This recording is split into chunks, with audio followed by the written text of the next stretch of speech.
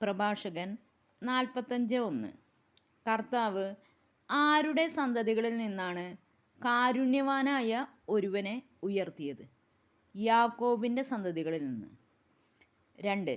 അവൻ ജനത്തിനെ സുസമ്മതനായി. ആര്? മോശ. 3. മോശ ആരുടെ പ്രീതിക്കാണ് പാത്രമായത്? ദൈവത്തിൻ്റെയും മനുഷ്യരുടെയും. മോശയ്ക്ക് നൽകിയിരിക്കുന്ന മറ്റൊരു വിശേഷണം എന്ത്? ഭാഗ്യസ്മരണാർഹൻ. 4.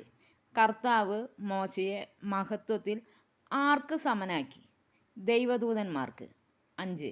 ആർക്ക് ഭയകാരണമാകത്തക്ക വിധമാണ് കർത്താവ് മോശയെ ശക്തനാക്കിയത്? ശത്രുക്കൾക്ക്. 6.